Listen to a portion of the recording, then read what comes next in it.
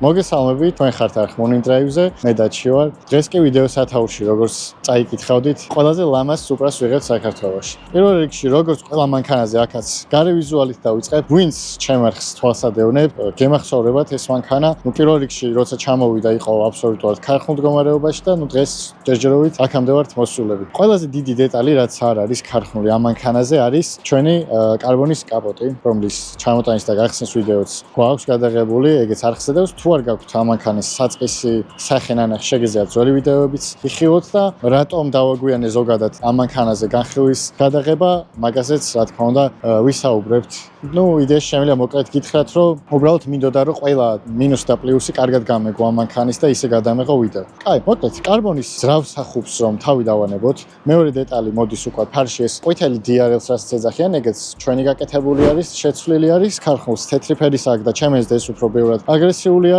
ასევე არაქარხნული არის ეს ლოგო, ეს რომელიც ხოვდახოდ იმიტომ შევცვალე, რომ Toyota-s ლოგო მეზიზღება. ქვემოთ მხარეს ამ აგრესიულ ბამპერს პლუს კიდე დავამატეთ ეს ტუჩი, რომელიც ჩვენ გზებზე ძალიან ცუდი არის და ყოველ მეორე ნაბიჯზე ედება.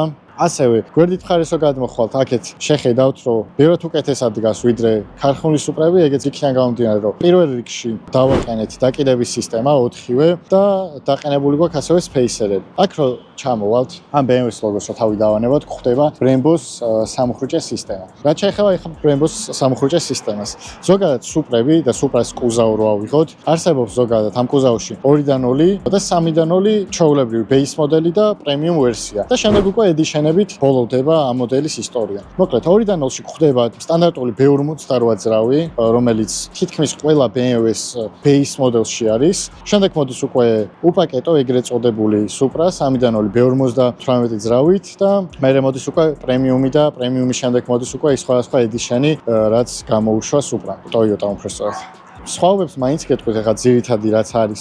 პირველ რიგში base models როცა იყიდით, Supra-s შემთხვევაში სალონში არის ყველაზე მარტივად გასარჩევი. სავარძელზე ამ ტყავის ნაცვლად აქ სხვა მატერიალი გვხვდება და ეგ არის იმის ნიშანი ზოგადად რომ უპაკეტო არის ეს ავტომობილი და ასევე უპაკეტოში არ გვაქვს head-up-ი ეგრეთ წოდებული. განსხვავებები გვაქვს მულტიმედიაშიც, პრემიუმს მოყვება, მაგალითად Brembo-s სამუხრუჭე სისტემა, არა პრემიუმს არ მოყვება. ასევე მულტიმედიის ეკრანი პრემიუმში გვაქვს დიდი ზომის, არა პრემიუმში არ გვაქვს დიდი ზომის. ჩემ შემთხვევაში ჩემ მანქანა არის ეგრეთ წოდებული launch edition-ი, ოდნავ უფრო მსუბუქი არის და კიდე რაღაც მცირე სხვაობები არის, მაგრამ არ ვთვლი რომ ის მცირე სხვაობები რაღაც სასწაულ სხვაობას აძლევს ამ მანქანას. დაკიდების სისტემა გვიყენია, სპეისერები დაყენებული გვაქვს, მანქანა უფრო მაგრად დგას გზაზე და ზოგადად უშუალოდ ტარებისასაც რა თქმა უნდა ამაზე ვისაუბრებ. უკანა მხარეს რო გადმოვალთ, ასევე არაქარხნული პირველ რიგში რაც დავინახავთ, ეს 4.5 ინჩიანი დინანის გამსვლელი გამშვების სისტემა, რომელიც ძალიან მაგარ ხმას აძლევს მანქანას, ამასაც მოგასმენინებთ.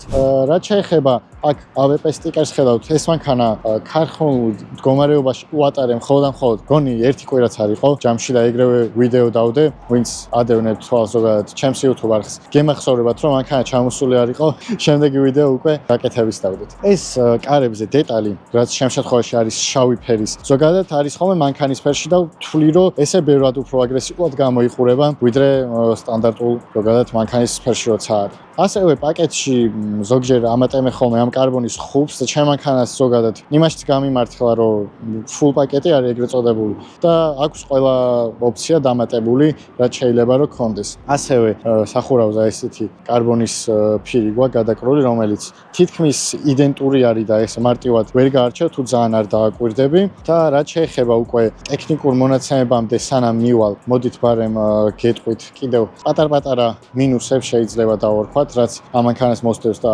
პარალელურად მე პლუსებზეც გადავალ. ზოგადად მინუსები რაც ამ მანქანაში და ზოგადად სხვა ჩემი მეგობრებსაც ყავთ ეს სუპრები და ჯამურ მინუსებს გეტყვით. სავალ სისტემაში სხვათა შორის საკმაოდ სუსტი რეზინები აქვს, აი გიტარების რეზინები რო აიღოთ და სხვა სავალი ნაწილის რეზინები მუშავდება მარტივად. ამიტომ ამ მანქანაზე რაც გავაკეთეთ, წინა მთლიანი სავალი სისტემა გვიყენია სპორტული, რაც მართვადობასაც რა თქმა თქმა უნდა ძალიან ცვლის და ბევრად სპორტულს ხდის და თან თავის დაზღვევის მიზნითაც არის ეს გაკეთებული, რომ თავიდან არ ვირიდოთ, ასე ვთქვათ, მომავალში ამ ყველაფრის ისედაც შეცვლა. ხარჯებს რაც შეეხება, საკმაოდ ბევრჯერ მეკითხებოდნენ იმ ვიდეოებზეც იყო კომენტარები და პირადშიც წერდით, რომ რა დაჯდა საბოლოო ჯამში ეს მანქანა. სიმართლე რომ გითხრათ, ეს მანქანა პირველ რიგში გასაყიდად არ ჩამომიყვანია და ამ წინადადებას იმიტომ ვამბობ, რომ არ იყო ჩემი მიზანი, რომ ეს მანქანა დამჯდარიყო რაღაც ძალიან დაბალი თანხა.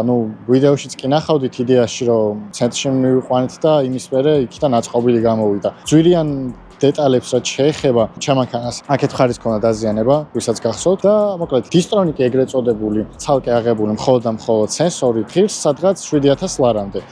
ყველაზე ძვირადღირებული დეტალი ეგ მახსენდება ამ ავტომობილზე და შემდეგ უკვე რო ჩამოდის იმას ტექნიკური მომსახურება ჭირდება და გამართვა ჭირდება, რასაც ცენტრი ვერ აკეთებს, იმიტომ რომ ზოგადად ჩვენს რეგიონზე სუპრების ჩამოყვანის ნებართვა არ არის გაცემული. იქიდან გამომდინარე იყო რაღაც სხვადასხვა პრობლემები, რასაც გადავაწყდით და საბოლოო ჯამში ხარჯები რო გითხრათ, როცა ვითვლიდით, სადღაც 50000 დოლარის ფარგლებში მერყევთ რა, ქვემოთ, ზემოთ არ ვართ ასულები ჯერჯერობით, მაგრამ იქიდან გამომდინარე, რომ ტექნიკურ ნაწილებზე, აწყობის შემდეგ არის უფრო მეტი წილი დახარჯული, ლოგიკური თანხა არის ჩემთვის და პირველ რიგში ჩემთვის უნდა იყოს მისაღები და ჩემთვის უნდა იყოს სასიამოვნო სატარებელი ეს ავტომობილი და ამ თანხასთან მიმართებით არის შესანიშნავი მანქანა, რომელიც ამ ეტაპზე გამოიმუშავებს 600-მდე ცხენისწყალს ძრავზე და არის უპრობლემო მანქანა არის ფაქტობრივად შემიძლია ვთქვა. რადგან ძრავი ვახსენე, მოდით ჩავიხედოთ ძრავ სახუბს ქვეშ, ცოტა ხანში ვისაუბროთ ამ საჭეზე. ჩვეულებრივი ჭუჭყიანი სიტუაცია არის და ესეც იქიდან გამომდინარეობს, რომ ხშირად არ იხსნება ეს გაყოფილება იმ მიზნით, რომ რამე პრობლემა აქვს მანქანას. არაფერი ხა სპორტული ფილტრი გვიდევსაც ისედაც შეიცვლება, მთლიანი შიდა შემსვლელი ტურბოსინლეთ გზაში არის. მინდოდა იდეაში, რომ ბარემ ჩამოსულიყო დამეყენებინა და ისე გადამეღო ვიდეო, მაგრამ ჩემი აზრით უბრალოდ ძალიან გაიწელებოდა და თან პარალელურად რაც მინდა გითხრათ არის, რომ ამ მანქანაზე მეორე ვიდეოც იქნება, სადაც შემოგთავაზებთ უშუალოდ ტესტებს. ეხლა ზე გამოვიდა, თუმცა ნახავთ რა ვიდეოს მონაკვეთში ფიზიკურად ისეთი საფარი არის და საბურავებიც ხელს ვერ გვიწყობს, რომ 0-100 გავზომოთ, 100-200 გავზომოთ, ხაი გარაა პრობლემა, მაგრამ ბარემ ერთ ვიდეოს ისე შემოგთავაზებთ, სადაც დროებით იქნება შედარებული სხვადასხვა მანქანებთან და სხვადასხვა მანქანებიც იქნება იმ ვიდეოში. ფასიც წეგან ვახსენე და ბარემ კაპოტზე გეტყვით, რომ ზოგადად ჩინური ვერსიებიც არსებობს, კაპოტის გინდათ, რავი, ნებისმიერი დეტალის დღევანდელ ბაზარზე მით უმეტეს ჩინეთი წინაა წამოსული და ბევრ რაღაცას უფრო სხვა ფასში აკეთებს და გგონიათ რომ იგივე არის. ახლა მაგალითად ამ ძრავსახობის მაგალითი რო ავიღოთ. კომპანიას შევუკვეთე, ჩემ შემთხვევაში ამერიკაში და ბევრად ძვირი დაჯდა ვიდრე შეიძლება ჩინეთიდან ამერიკაში ჩამომეტანა, მაგრამ სანამ ამ კაპოტს ვიყიდიდი ძრავსახობს, მაგამდე მივწერე იმ ადამიანებს, ვისაც ესეთი სტილის ან სხვა კარბონის კაპოტები ქონათ დაყენებული და ძირითადად შემთხვევაში ყველა ვინც ის ძრავსახობის ცადა, საერთოდ ვერ სვავდნენ ეგრეთ წოდებულ ზაზორებს, რაც ეძახიან. აქ რო შევხედოთ, აქ არის ოდნავ ამოვარდნილი. აქ რო შევხედოთ, აქ არის პატარა ზაზორი, აქაც ეს ფიზიკურად ვერ დაიჭიმება ეს ადგილი და აქაც ოდნავ გვაქვს. თუმცა ზოგადად ქარხნულ კაპოტსაც ვერ სვავენ ხოლმე მაგ წერტილებში, მაგიტო ამაზე გარანტიას არავინ არ იძლევა. იმ კომპანიამ რაც მითხრა, რომ გვერდზე კრილოებთან და წინ ბამპერთან ესე დაჯდებოდა და დაჯდა კიდევაც და საერთოდ უპრობლემო არის. რაც თავარი არის, თავისი ყველა სამაგრით ჩამოვიდა და საერთოდ არ გვიწვალია ისე დაყენდა. ანალოგიურად არის ქვედა ტუჩიც არის ფუნქციური, რაღაც კილომეტრი/საათის ზემოთ ცხვირს ეკაჩება დაბლა, აერო ტუჩს რასაც ეძახიან, მაგ დანიშნულებით გვიყენია. წინა სავალი სისტემა, წინა სავალი ნაწილი ვახსენე, რომ მთლიანად შეცვლილი გაქვს, დაკიდების სისტემა ვახსენე, რომ მთლიანად შეცვლილი არის, სპეისერებიც თქვით. და მოდით იდეაში შეიძლება რომ უკვე სალონში გადავინაცვლოთ. კარებს გავაღებთ თუ არა, ეგრევე ვხედავთ ჩვენს BMW საჭეს. ეს არის ახალი G-სერია M3 საჭე, რომელსაც მოხსნილი გვაქვს ეს წითელი ღილაკები, რომელიც ჩემს ამანქანას არ უხდებოდა. დანარჩენი შესანიშნავი სკამები, რომელიც თავის საქმეს ტრეკზე და ზოგადად აგრესიული სიარულისას მშვენივრად ასრულებს, გვაქვს წითელი ღვედები. მოკლედ იდეაში შიგნით ჩავждები და უფრო კარგად აგიხსნით, რომ ბარემ ხმაც მოვისმინოთ. როგორი ხმა აქვს ამ ავტომობილს. ყოველ დაქოქვაზე სუპრებს ზოგადად აქვს ეგრეთ წოდებული emotion start-ი, ანუ აგრესიულად იქოქება, გაჩვენებთ იდეაში. სანამ ხმაზე გადავალთ თან, ბარემ გეტყვით, რომ აქ გვაქვს კარბონის კარბონის ესეთი დეტალი, ნუ აქ გვიწერია რომ Lancia Edition 1500-დან 300 მიერთე. აქაც კარბონი გვაქვს ქარხნულად, ნუ ეს BMW-ს მთლიანი მულტიმედიანად ყველაფერი BMW-ს არის ღილაკებით, აქ გვაქვს ორი ჩიქის ჩასდები და აქ პატარა სათავსო. დანარჩენი ყველაფერი სტანდარტული არის, ეს ღილაკებიც არაფერი განსაკუთრებული, მულტიმედიასაც ხრავი მულტიმედიის განხილვა არ მგონია რომ იმას გაინტერესებდეთ და მოდი ხმაზე გადავალ ეგრევე. ხმას რაც შეეხება მოვისმინოთ ჩვენი B58-ის აგრესიული ხმა.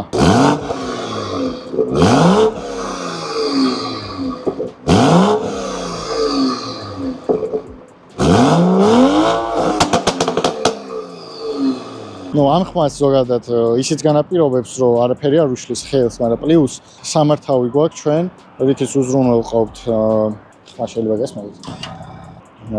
ამითი როცა მოგვეზრდება მაღალი ხმა ზოგადად შეგვიძლია პრიუსებივით ჩუმად ვიყო. და პრიუსების თემა შევეხები, ბარემ სიტყვა მოიტანა. რამოდენიმე ადამიანისგან რაღაც პოსტები იყო დაწერილი, რომ აი Supra არ ვარგა, Supra რაღაც ფუჭებადი არის და ნუ მათი მანქანები ვნახე და კი ანუ თუ ტაქსის გარბენით ჩამოვიყვანთ Supra-ს, ნუ ტაქსის გარბენს რას ვეძახი ხა, ნუ აი 100,000 კილომეტრის იქით ეს მანქანა ჩემი აზრით არ არის რა ლოგიკური რომ ყავდეს ისე რომ რაღაც პრობლემებს არ ელოდებოდე და აი ქარხანას რომ დავაბრალოთ რაღაცები მარტივი გამოსავალი არის და ალბათ მაგიტო აკეთებენ მაგ ყველაფერს. გარბენი პირველ რიგში ყველაზე მნიშვნელოვანი არის სპორტულ მანქანაში და აქამდე თუ ეგ არიცოდნენ, არ ვიცი ნამდვილად. სავარგული არის შემდეგი ყველაზე დიდი გამოწვევა ამ მანქანაში. ყველა შემთხვევაში თუ მე არ ვაღებ ამ სავარგულს, პირველ რიგში ხელი აქ მაქვს, მე აქეთ და რო ვეღარ ხვდებიან გვეკითხებიან. ყველაზე ცუდ შემთხვევაში რაც მინახავს, აი ამ სპოილერზე მოუქაჩავთ და ისე აუწევთ. ხელის მოსადები არ გვაქვს სავარგულში. აი ეს მე აქ ორი თითი უნდა შეყოთ და ეს უნდა აწიოთ. სავარგულში რა ხდება? ესე იგი, აქ ზოგადად არის ხოლმე დაფა, რომელიც მე ჩემ შემთხვევაში მოხსნელი მაქვს, იმიტომ რომ პირველ რიგში სივრცეს გართმევს, მეორე რიგში უკენიდან რომ შეხედავ, მაგარი ცუდვიძე არის და არ მომწონს და არა კომპაქტური არის ზოგადად მანქანაში. უაზროდ ხმაურობს და ზედმეტი, რა 200 გრამი თუ რამდენიც არის. ზედმეტი წონა. აქ რო შევხედავთ ორდით ბასს ვიკას ხედავთ, რავი, ბასს, რაც განაპირობებს პირველ რიგში და ეს არის JBL-ის აუდიო სისტემა, როგორც აქამდე აუღნიშნე უკვე. მგზავრის მხრიდან რო შევხედოთ ახლა ზოგადად ამ მანქანას რა, არის საკმაოდ დიდი ადგილი. ჩავჯდეთ მოდით მაინც. გზავრი თავისთვის არის, ანუ საკმაოდ დიდი სივრცე არის. გზავრისთვის აი თავისი კუთხით რო ავიღოთ, ჩოლები კარგი სივრცე არის. ერთადერთი აქ ხელის დასადებზე გზავრს უფრო ნაკლები ადგილი აქვს ვიდრე უცხოელს და მაგიტო აი ხელი ცოტათი მივარდება ხოლმე რა. აქეთ აბარსაც შეეხება. ეს პანელი გახდა მოკლედ ყველა სასაუბრო თემა, რომ ეს აქეთ რატო არ არის, იქით რატო გააკეთეს და ასე შემდეგ. შეჩვევის თემა არის, მე პირიქით მომწონს ზოგადად, როცა მძღოლი ჩაკეტილი არის და ორიენტირებული ხარ შენ და საჭე. ვიდრე აი ესე გახსნილად იყოს და რაც არ იყოს შეკრულობის შეგრძნება. მე ძალიან მომწონს ეს რო აქეთ არის და არა აქეთ. ერთ-ერთი დისკომფორტს რასაც იძახენ ხელი ესე უნდა მოიღო აქ ტელეფონი იქნება თუ რა, ეგეთ შეჩვევა არის ისე ვიღებ რომ საერთოდ არც წუწუნებ და არც ტილი მაგაზე. ღილაკები მარტივად რო უქნათ, ერთი სპორტ რეჟიმი გვაქვს, პარკინგი, მოცურების გათიშვა და უსაფრთხოების სისტემა. როგორც აქამდე გითხარით, ერთ-ერთი პრობლემატური თემა რჩება ამ მანქანაზე, როგორც ძალიან ბევრ G სერიაზე. ამ შემთხვევაშიც დისტრონიკი დავაყენეთ, პროგრამა ზოგადად ცენტრმა გაწერა და როგორც კი გარეთ გამოვედით, დაახლოებით 15 წუთში არც კი ისეთი გზა შეხვდა, სადაც ზოლები საერთოდ არ იყო დახაზული და ისევ აერია მანქანას და დაკარგა ის ფუნქციები, რაც რეალურად აქვს. ამერიკაში რო ვიყოთ, დისტანციური დაქოქვა, თვითმარხვა და ყველა ეს ფუნქცია უმუშავია. ანუ ძალიან მაგარი არის იდეაში ხა ავტობანზე რომ მიდიხარ და ფაქტობრივად ანუ არც გიწევს საჭეს ხელი მოკიდო, ზოგადად მაგარი ფუნქცია არის და რო გამოცადე, კი კაი იყო და კაი გასართობი არის, მაგრამ ნუ საქართველოში ვერ მუშაობს სისტემა ისე გამართულად, როგორც არის საჭირო. თუ იმე ისეთი დარჩება მაინც, ვისაც BMW-ს ლოგოების უღამი არ ესმის, გეტყვით, რომ ეს მანქანა მთლიანად არის აგებული BMW Z4-ის ბაზაზე. ანუ სისტემები გაცვალეს, მათ Z4-ის ბაზა დაუთმას Toyota-ს და ნუ Toyota-მ შექმნა ეს მანქანა, რომელიც 90% ფაზით არის Z4. მთლიანი სავალი სისტემა, გადაცემათა კოლოფი 800 ჩქარიანი ZF ტიპის ავტომატური გადაცემათა კოლოფი, ნუ არსებობს მექანიკებიც, მაგრამ მექანიკები არის აბსოლუტური ნაგავი, აი მართლა როგორც კი გააკეთებთ ამ მანქანას, დაუდრონთ ცხენის ძალებს მოუმატებთ, всё, ცეპლენია უკვე შესაძლებელი იქნება. მუღამი თუ გექნებათ, მარტო მაგიტომ უნდა შეიძინოთ რეალურად. ხიდი გვაქვს ბლოკირებული, ელექტროხიდი, რომელიც გვხვდება როგორც ახალ G-სერიებში, ზუსტად ანალოგიურად მუშაობს, ბლოკავს იდეალურად, როცა დაუმუღამებთ თუ გადმოხვალთ F-სერიდან, F80, F82-დან, ცოტა შეჩვევა დაგჭერთ, იმიტომ რომ აბსოლუტურად სხვანაირად მუშაობს იმასთან შედარებით. კიდევ რაც შეეხება ახლა დანარჩენს BMW-ს ლოგოებზე, კი გითხარით ახლა Z4-ის ბაზაა და მაგიტომ რეალურად ეს მანქანა მე მაგიტო შევიძინე რომ Z4 ამაზე არის დაახლოებით 160 კილოთი უფრო მძიმე, ანუ სუპრა ყველა ასპექტში, სამართავადაც, სისწრაფითაც, ვიზუალითაც, ჩემთვის ბევრად უკეთესი არის, მაგრამ Toyota არასდროს არ ყოფილა ჩემი ფავორიტი მანქანა, არც MK4 სუპრა არ ყოფილა ჩემი საოცნებო მანქანა და არც ზოგადად იაპონიის მიმართულებაში არ არის ბევრი ისეთი მანქანა, რომელიც ჩემი საოცნებო მანქანა იყო, არის ან იქნება. შესაბამისად, არანაირი ინტერესი არ მქონია იაპონიისადმი, როცა ამ მანქანას ვყიდულობდი. რეალური მიზეზი იყო ვიზუალი, ის რო არის BMW, იმიტომ რომ BMW ჩემთვის ერთ-ერთი ფავორიტი ბრენდი არის, ზოგადად გერმანულ ავტომობილებს ბევრად იპატივს ვცემ და ვიზუალითაც ეს მანქანა Z4-ს ბევრად მირჩევნია. ნუ ტენტი ზოგადად მანქანებზე არ მიყვარს და პირად მანქანაზე მით უმეტეს არ მომეწონებოდა. ნუ ეს BMW-ს ლოგოები არის floating-ი, ეგრეთ წოდებული floating caps-ას ეძახიან. ნებისმიერ სიტუაციაში სწორად ჩერდება და ეგეც ლამაზი დეტალი არის. დანარჩენი უკვე სიარულისას შემიძლია მოგიყვეთ და დაიმახსოვრეთ ეს სუფთა მანქანა ცოტა ხანში როგორ მდგომარეობაში ჩავარდება. შესაბამისად შეგვიძლია რომ გადავინათ სვოთ უშუალოდ სიარულზე და დანარჩენს იქიდან განვაგრძელოთ. თუ არხი არ გაქვთ გამოწერილი, აუცილებლად ხონა იქნება რომ გამოიწეროთ არხი, ვიდეო დავალაიქოთ. ჩემი ერთადერთი мотиваციის წყარო არის ეგ. თქვენ დავალაიქეთ ვიდეო და მე ძალიან მაგარ ვიდეოებს შემოგთავაზებთ, რაც ჩემზე არის დამოკიდებული.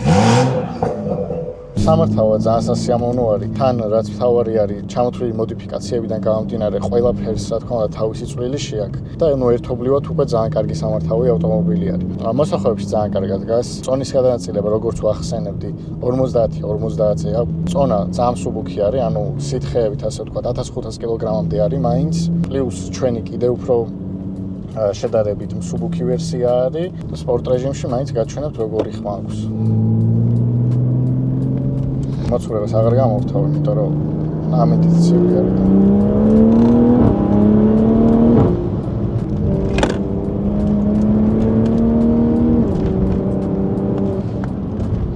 სასიამოვნო ხმა აქვს.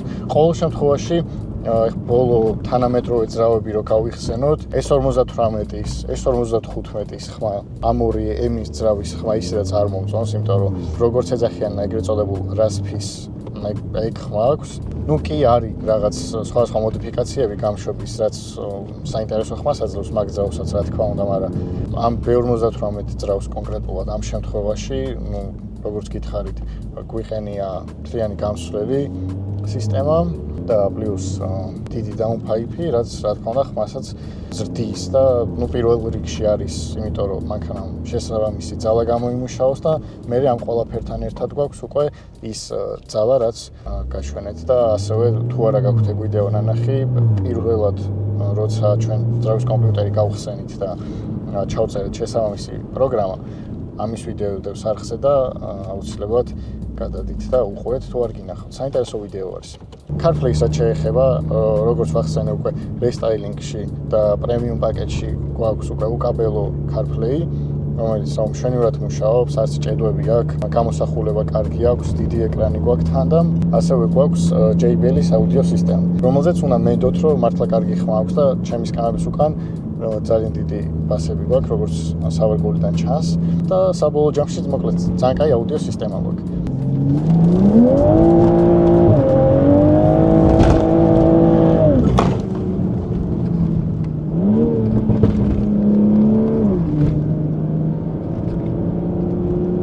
მოცულებას რაც გითხარით, ეხლა დავაჭერე მაინც დავუხსოვდე. მოჭრება არა გვაქვს შესაბამისი, რა თქმა უნდა. თან აქ სველი არის საფარი. 6 ცილინდრიანის ხარჯზე, რომელიც არის ერთ ბრიგადად ჩამსკრივებული, როგორც S ძრავში, ასე რომ B ძრავშიც ეგრე გვაქვს. ძალიან კაი ხმა აქვს რა რეალურად 6 ცილინდრიანი ავტომობილისთვის. რუიანს რა თქმა უნდა ვერ შეედრება, მაგრამ ყველაფერი ერთად ძალიან ის არის კაია. სამართავად მე ძალიან მომწონს. ან სხვადასხვა ბევრისგან გამიგია, რომ რაც არ მოსწონს სამართავად რაღაც, მაგრამ ნუ აი კაი არის რა.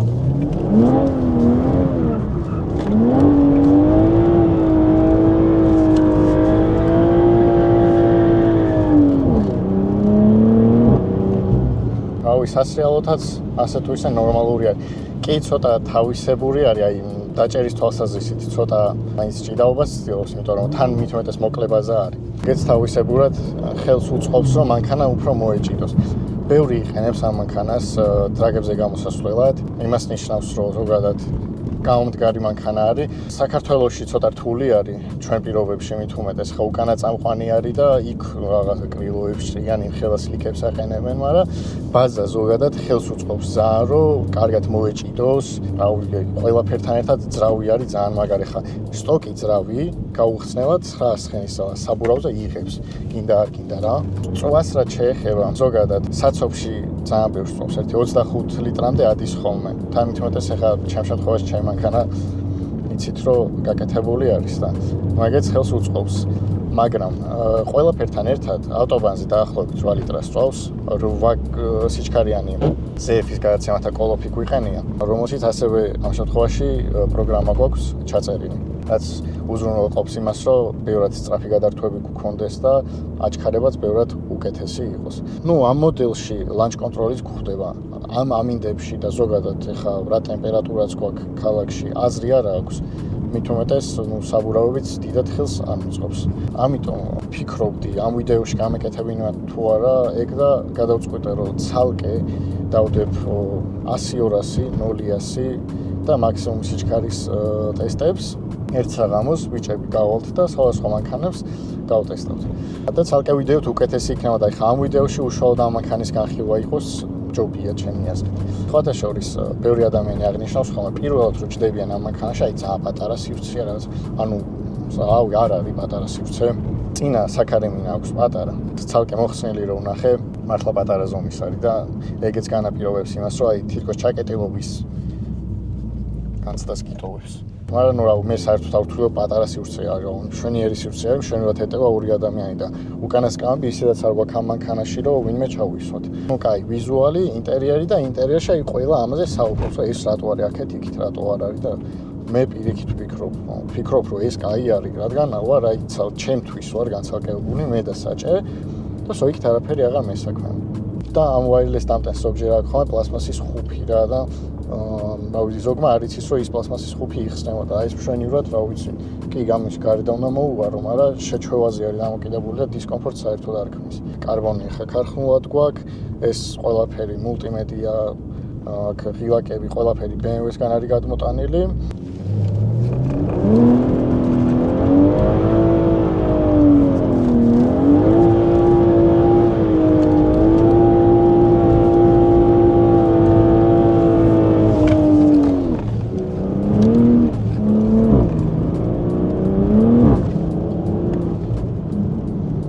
სამართავადაც ხა ძალიან გასართობი არის, მოსახურში კარგად დგას, რაც თავარი არის.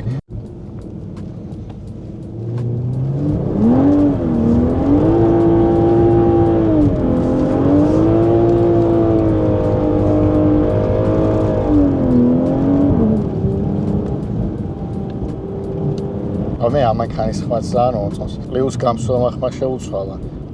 როცა ეგრეთ წოდებული დროსელი გახსნილი გვაქვს. ძალიან კაი ხმა აქვს. გარედან უკეთესი ხმა აქვს და რა ვიცი, ძალიან დიდი სიამოვნება იქნებოდა იგივე ხმა რაც გარეთ გვაქვს, ეგრე სალონში გვესმოდეს. გარე ხმის იზოლაცია კარგი გვაქვს. სპორტული მანქანის ყვალობაზე ვამბობ, რა თქმა უნდა, ხა ეს კლასისას და მე-7 სერიისას ვერ შეედრება, რა თქმა უნდა, მაგრამ არც მოეთხოვება. რაც შეეხება ეხლა საყოველდღიურად, ბევრი დისკომფორტი აქვს ამ მანქანას. კი, ორი ადამიანის ხევით მეტი ვერა, ეგ შეიძლება პრობლემა არ იყოს, მაგრამ ის სიხისტა იქნება და ის სიუხეში ზოგადად ამ მანქანასაც თან დაწევს, შეიძლება ბევრისთვის დისკომფორტი იყოს და უერჩინოს, რომ სხვა ავტომობილი შეიძინოს რა. ამ მანქანით საკმაოდ დიდი მანძილი მაქვს გავლილი. თან კი იცით, ხა ვინც შემარხს ადევნებთ თვალს, რომ საკმაოდ დიდი ხანი არის, უკვე წელიწადზე მეტი არის, რაც ეს მანქანა მყავს და აქამდე განხილვა არ დამიდია.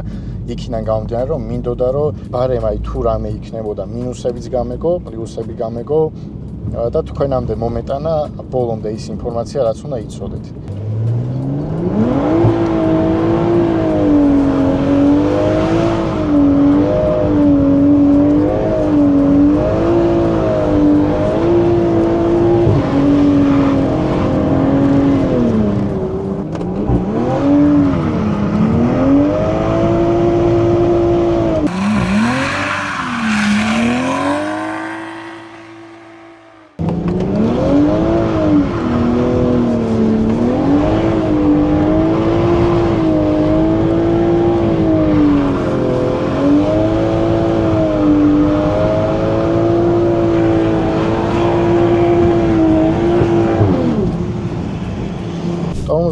ამას რაც შეეხება როგორც ვახსენე, ეგრეთ წოდებული 4 პისტონიანი, 4-იანი ბრემბოს სამოხუჭე სისტემა აქვს. გადახურებაზე, რავი, პრობლემა არ მქონია. სამამისი ხუნდებით უნდა გაყენოთ ხა, რა თქმა უნდა, ლოგიკური არის, მაგრამ ეს უნდა გამოიყურებოდეს თქვენი მანქანა და არა ისე გარაჟში რომ ალპობენ ხოლმე. შესაბამის გამოყენებას შესაბამის მოვლა სჭირდება ყველაფერთან ერთად. მიუხედავად ამ მანქანის გარბენისა, ხიდით დავასერვისე, რომ წინასწარ თავიდან ავირიდო, აი გაფუჭებამდე რო არ მივიყვანო და მერე რო არ მომიციოს შესვლა, ხო და შესაბამისად უნდა მოუვაროთ რა. ერთადერთი мотивациას ზითიც ვიღებთ არის ეგ თქვენი ლაიქები ნიშნავს რომ ვიდეო მოგეწონათ. ასე რომ თუ მოგეწონათ ვიდეო აუცილებლად დალაიქით. მე დაჩი ვიყავი, თქვენ არ Morning Drive-ზე იყავით და ამ მანქანით მინდა რომ გავხსნათ დიდი ეტაპის დასაწყისი. შევეცდები რომ შემოგთავაზოთ ვიდეოები უკეთესი ხარისხით ის რაღაც პატარ-პატარა მინუსები რაც მანამდე ვიდეოებში იყო, მაქსიმალურად გავაბათილოთ და თქვენ შემოგთავაზოთ ისეთი ხარისხიანი კონტენტი და კარგი საყურებელი, რომელსაც იმსახურებთ. ამიტომ დღეს მე ამ სუპრათი გემშვიდობებით დროებით.